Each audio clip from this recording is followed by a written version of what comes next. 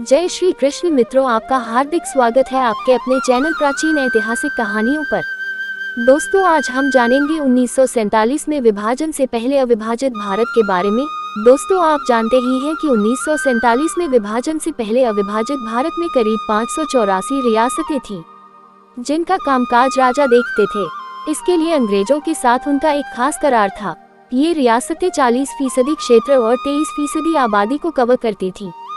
जब अंग्रेजों ने ये फैसला किया कि वो देश को आज़ादी तो दे देंगे, लेकिन ये देश दो देशों में बंट भी जाएगा, तब उन्होंने सभी रियासतों को विकल्प दिया कि वो अपनी भौगोलिक स्थिति और आबादी की इच्छानुसार भारत या पाकिस्तान में किसी में विलय कर लें।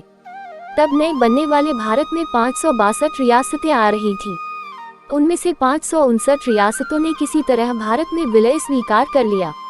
3 रियासतों को भारत में मिलाना खासा मुश्किल साबित हुआ, हैदराबाद, कश्मीर और जूनागढ़, जिसके लिए भारत को सेना का किसी न किसी रूप में सहारा लेना पड़ा।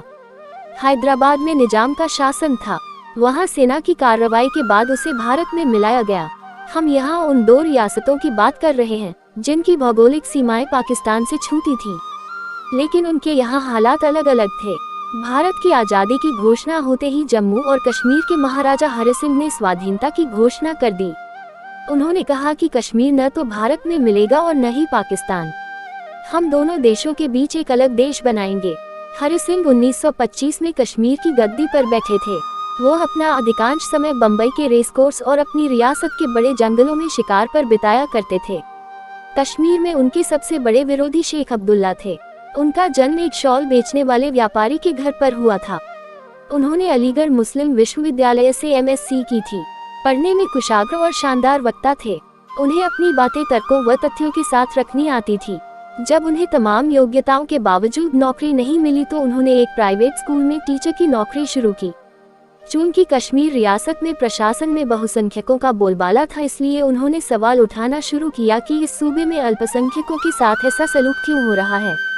1932 में उन्होंने महाराजा के खिलाफ बढ़ रहे असंतोष को आवाज देने के लिए ऑल जम्मू कश्मीर मुस्लिम कॉन्फ्रेंस का गठन किया। 6 साल के बाद उन्होंने इसका नाम बदलकर नेशनल कॉन्फ्रेंस रख लिया, जिसमें हिंदू और सिख समुदाय के लोग भी शामिल होने लगे। इसी समय अब्दुल्ला ने जवाहरलाल नेहरू से भी नजदीकी बढ़ाई। दोनों हिंदू मुस्लिम एकता और समाजवाद पर एकमत थे। नेशनल कॉन्फ्रेंस और कांग्रेस में नजदीकियां होने लगी। 1940 के दशक में अब्दुल्ला कश्मीर के सबसे लोकप्रिय नेता बन चुके थे। कई बार वह जेल में भी गए। आज़ादी से पहले अब्दुल्ला ने कश्मीर में राजतंत्र की जगह प्रजातंत्र लाने के लिए आंदोलन शुरू किया।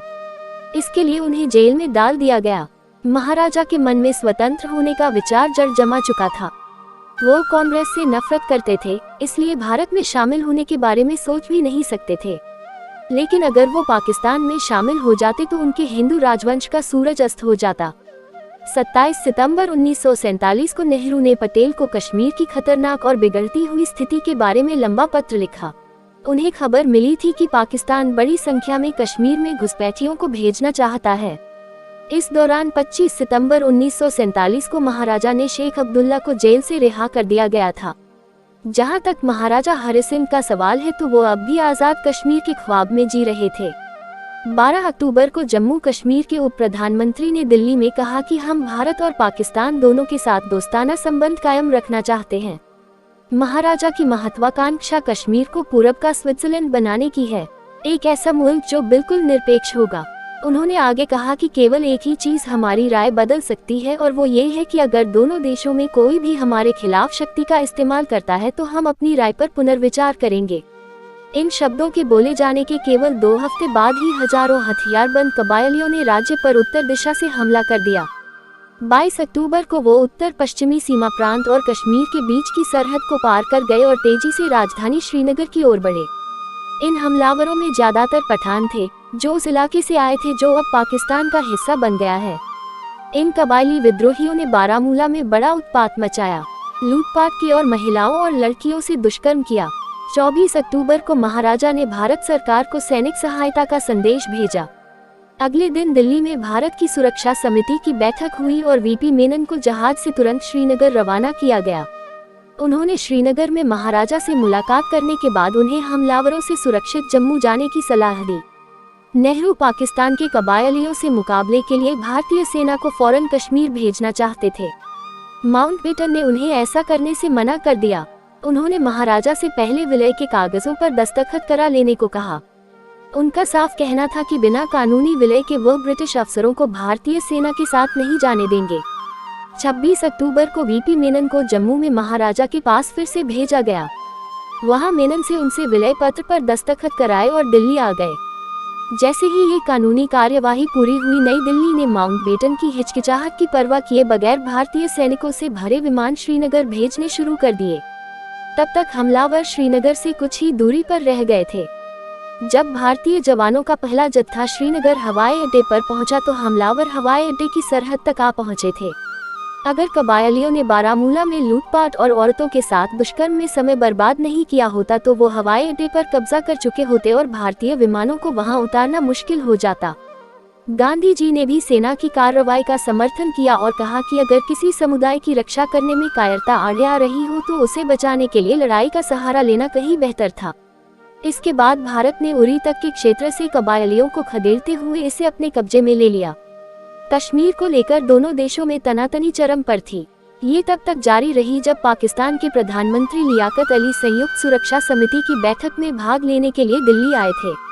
वो और नेहरू इस बात पर सहमत हो गए थे कि पाकिस्तान कबायलियों को लड़ाई बंद करके जल्दी से जल्दी वापस लौटने के लिए कहेगा और भारत भी अपनी ज्यादातर सेनाएं हटा लेगा और संयुक्त राष्ट्र को जनमत संग्रह के लिए एक कमीशन भेजने के लिए कहा जाएगा।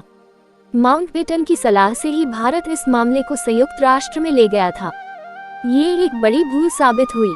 बहुत से भारतीय नेता इस मामले को संयुक्त राष्ट्र में ले जाने के पक्ष में नहीं थे क्योंकि उन्हें आशंका थी कि ब्रिटेन पाकिस्तान का साथ देगा। यही हुआ भी। अमेरिका और ब्रिटेन ने मिलकर कश्मीर में अब्दुल्ला सरकार को हटाए जाने और जनमत संग्रह होने तक कश्मीर को संयुक्त राष्ट्र के नियंत्रण में लाए जाने की मांग की। अब आइए जूनागढ़ की बात करते हैं, जहां शासक तो मुसलमान था लेकिन अधिसंख्य आबादी हिंदू जो भारत में मिलना चाहती थी। जूनागढ़ में नवाब मोहम्मद महाबत खान और दीवान शाह नवाज भुट्टो की मंशा हिंदू बहुसंख्यक आबादी के बावजूद पाकिस्तान में विलय की थी। मोहम्मद अली जिन्ना ने उन्हें पाकिस्तान में विलय के लिए बड़े बड़े सपने दिखाए थे। जिन्ना पेपर्स के अनुसार जूनागढ़ के दीवान और जुल्फिकार अली भुट्टो के पिता शाहनवाज ने पाकिस्तान के प्रधानमंत्री लियाकत अली खान को 19 अगस्त को पत्र लिखा, हम जूनागढ़ के पाकिस्तान में मिलाए जाने के लिए औपचारिक स्वीकृति का इंतजार कर रहे हैं और मुझे खुशी होगी कि अगर आप इसे जल्दी से जल्दी अमलीजामा पहना सकें। इस मामले में देरी होते देख उन्होंने 4 सितंबर को जिन्ना को फिर दिल्ली में उनके द्वारा किए गए वादे को याद दिलाते हुए पत्र लिखा, पाकिस्तान नहीं चाहेगा कि जूनागढ़ उससे छिटके और वेरावल कराची से बहुत ज्यादा दूर नहीं है। जिन्ना ने जवाब दिया, कल हम कैबिनेट मीटिंग में इस बारे में विचार विमर्श करेंगे और तय नीति बनाएंगे। पाकिस्तान ने 8 सितंबर को पाकिस्तान जूनागढ़ समझौते की घोषणा की, जिसमें ये कहा गया था कि जूनागढ़ के शासक पाकिस्तान में विलय को तैयार हैं। नेहरू ने इसका विरोध करते हुए 12 सितंबर को लियाकत अली खान को पत्र लिखा और कहा कि चूंकि जूनागढ़ की 80% आबादी हिंदू है और इस बारे में रायशुमारी करके उनकी राय नहीं ली गई है, लिहाजा ये मामला जूनागढ़ के लोगों की सहमति के बगैर कदम उठाए जाने का है। भारत सरकार इस तरह से जूनागढ़ के पाकिस्तान में विलय को सहमति नहीं देगी। इस विलय का भी कोई संवैधानिक आधार नहीं बनता। ये मामला जूनागढ़ और भारत के बीच बनता है। इसके बावजूद 15 सितंबर 1947 को जूनागढ़ ने पाकिस्तान के साथ विलय को औपचारिक तौर पर स्वीकार कर लिया। बस इसके बाद भारतीय फौजों की रवानगी शुरू हो गई।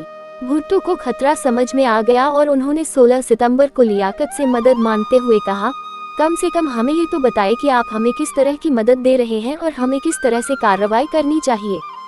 भारत जूनागढ़ में सैन्य कार्रवाई के लिए तैयार था। दिल्ली में केवल ये मुद्दा था कि कार्रवाई कैसे की जाए।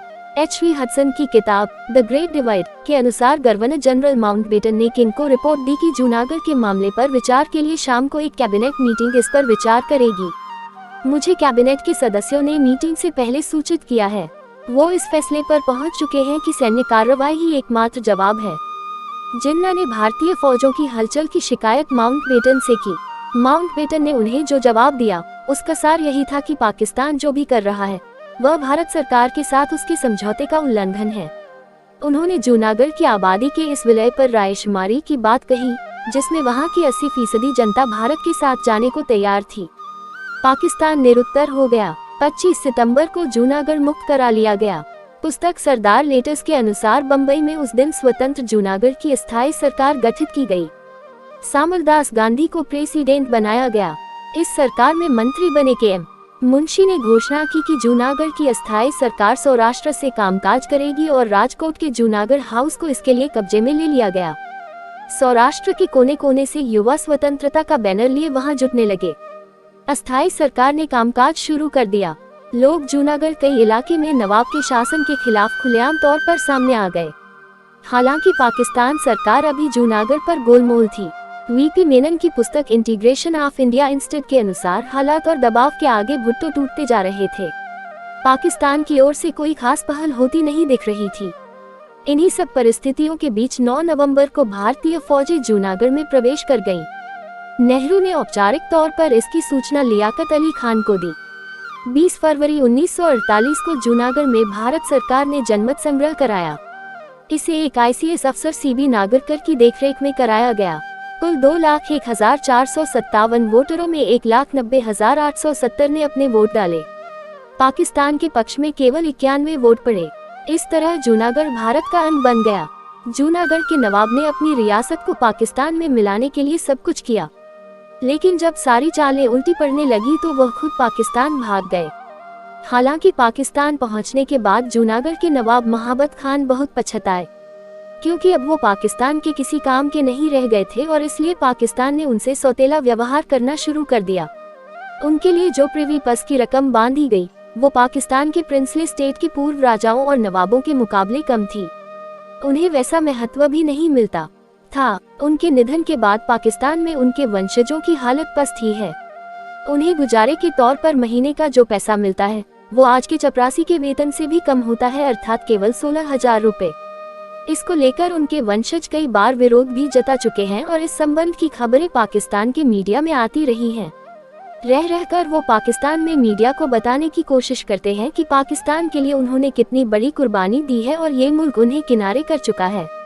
पाकिस्तान के कराची शहर में अब नवाब महाबत खान के जो तीसरे वंशज रह रहे हैं उनका नाम है नवाब मोहम्मद जहांगीर खान। कुछ समय पहले उन्होंने पाकिस्तान में कहा कि अगर उन्हें पता होता कि पाकिस्तान जाने के बाद उनका मान सम्मान सब कुछ खत्म हो जाएगा तो वे कभी भारत छोड़कर नहीं आते। अब नवाब के परिवार का हाल ये है कि मौजूदा पाकिस्तान सरकार उन्हें अन्य राज परिवारों के समान न तो मान सम्मान देती है और न ही किसी गिनती में गिनती है।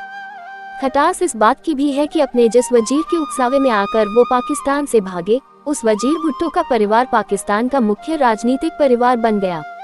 ये वही परिवार है जिससे पाकिस्तान के प्रधानमंत्री जुल्फिकार अली भुट्टो, उनकी बेटी बेनजीर भुट्टो निकले।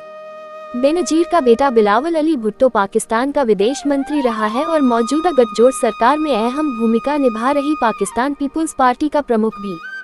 दोस्तों, मुझे उम्मीद है ये जानकारी आपको पसंद आई होगी। कमेंट बॉक्स में अपनी सुंदर सी समीक्षा देकर जरूर बताएं। धन्यवाद।